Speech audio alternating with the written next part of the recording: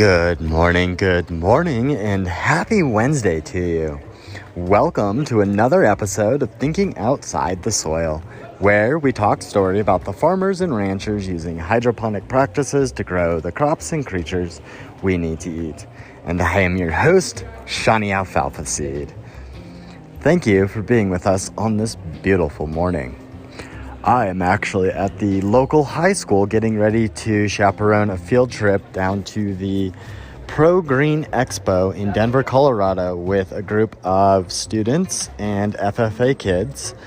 We are going to get the chance to see what they're doing over there down in the landscaping and horticulture industry, and I'm told by the FFA instructor, Mrs. Pierce, there is very little representation from the hydroponic world there. So I was invited to be with the kiddos I've been working with and to see what it is they're doing down there. Been invited by a couple different people and saying the hydroponic industry needs more representation.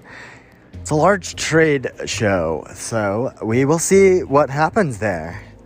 I'm pretty excited about it though, and I'm watching the kids check in and turn in their permission slips. It's neat to be standing inside of a school when it's going on, doing their thing. I'm usually here afterwards or just on the side of the school working in the greenhouse with a few of the FFA kids. But real quick, while I got you, if you like what you hear or have heard so far, drop a comment in the box below and let others know why they should be listening too.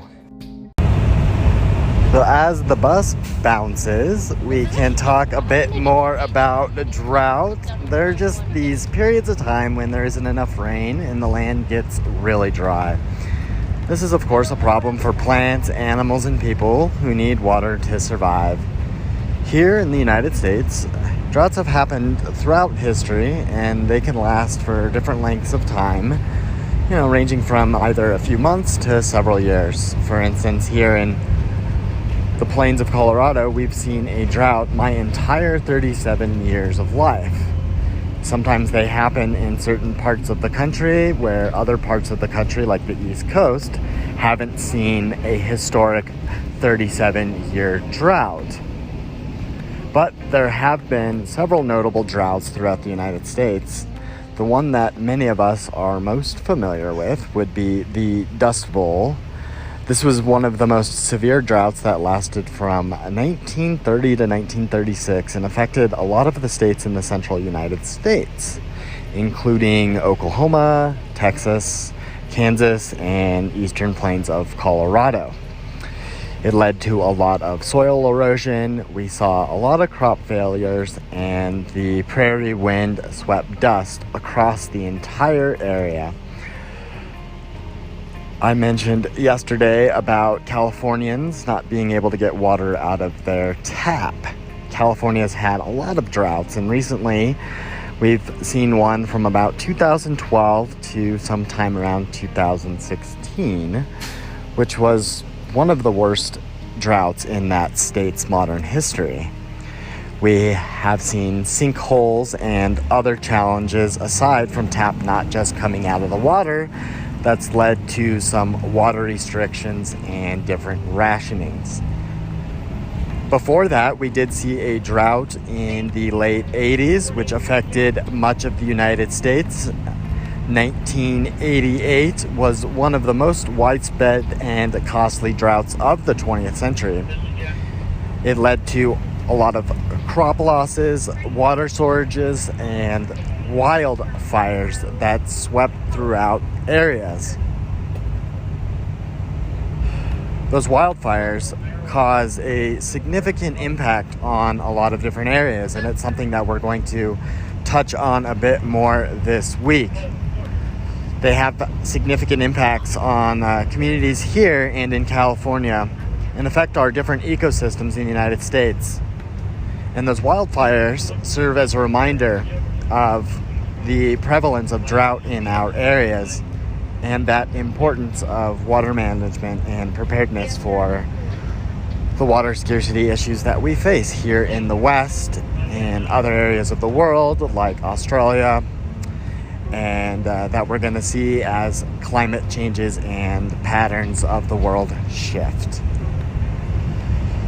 But as the bus bounces down the highway, that is all that I have for us this morning. If you've enjoyed this or any of the previous episodes, please do follow the show and leave some reviews so others know why they should listen too.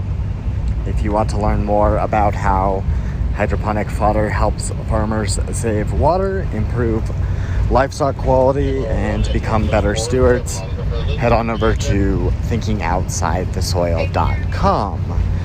You can get yourself a copy of my book. Put in your shipping. I will rush you a copy within a week. Go ahead, follow the show, get yourself a book, and check out the links in the box below so you don't miss out on becoming part of the next agricultural revolution.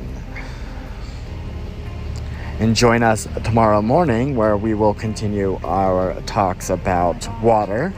Thank you for being with us on the bus today. Have another lovely day and take care.